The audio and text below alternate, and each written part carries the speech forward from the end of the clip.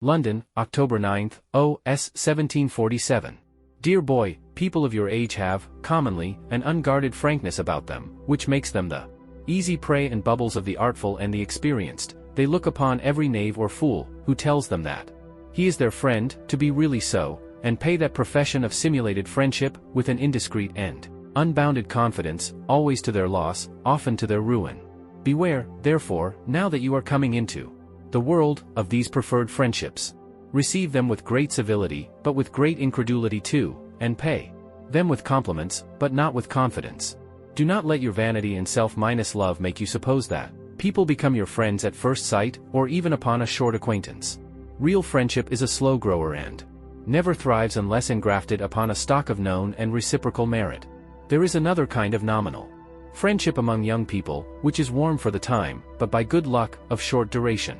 This friendship is hastily produced by their being accidentally thrown together and pursuing the course of riot and debauchery. A fine friendship, truly, and well cemented by drunkenness and lewdness. It should rather be called a conspiracy against morals and good manners, and be punished as such by the civil magistrate. However, they have the impudence and folly to call this confederacy a friendship. They lend one another money, for bad purposes, they engage in quarrels, offensive and defensive for their accomplices, they tell one another all they know, and often more too, when, of a sudden, some accident disperses them, and they think no more of each other, unless it be to betray and laugh at their imprudent confidence. Remember to make a great difference between companions and friends, for a very complaisant and agreeable companion may, and often does, prove a very improper and a very dangerous friend.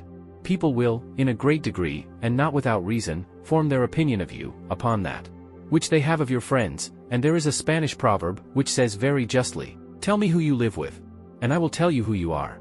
One may fairly suppose, that the man who makes a knave or a fool his friend, has something very bad to do or to conceal. But, at the same time that you carefully decline the friendship of knaves and fools, if it can be called friendship, there is no occasion to make either of them your enemies, wantonly and unprovoked, for they are numerous bodies, and I would rather choose a secure neutrality, than alliance, or war, with either of them. You may be a declared enemy to their vices and follies, without being marked out by them as a personal one. Their enmity is the next dangerous thing to their friendship. Have a real reserve with almost everybody, and have a seeming reserve with almost nobody, for it is very disagreeable to seem reserved, and very dangerous not to be so.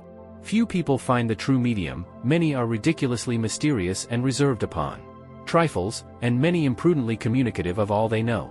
The next thing to the choice of your friends, is the choice of your company.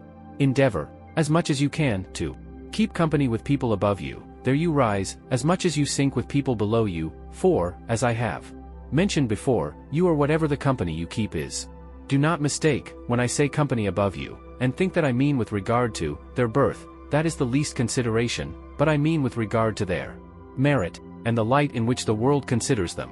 There are two sorts of good company, one, which is called the beau monde, and consists of the people who have the lead in courts, and in the gay parts of life. The other consists of those who are distinguished by some peculiar merit, or who excel in some particular and valuable art or science. For my own part, I used to think myself in company as much above me, when I was with Mr. Addison and Mr. Pope, as if I had been with all the princes in Europe. What I mean by low company, which should by all means be avoided, is the company of those, who, absolutely insignificant and contemptible in themselves, think they are honored by being in your company, and who flatter every vice and every folly you have, in order to engage you to converse with them. The pride of being the first of the company is but too common, but it is very silly, and very prejudicial. Nothing in the world lets down a character quicker than that wrong turn.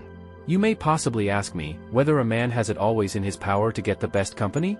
And how? I say, yes, he has, by deserving it, providing he is but in circumstances which enable him to appear upon the footing of a gentleman. Merit and good breeding will make their way everywhere. Knowledge will introduce him, and good breeding will endear him to the best companies, for, as I have often told you, politeness and good breeding are absolutely necessary to adorn any, or all other good qualities or talents.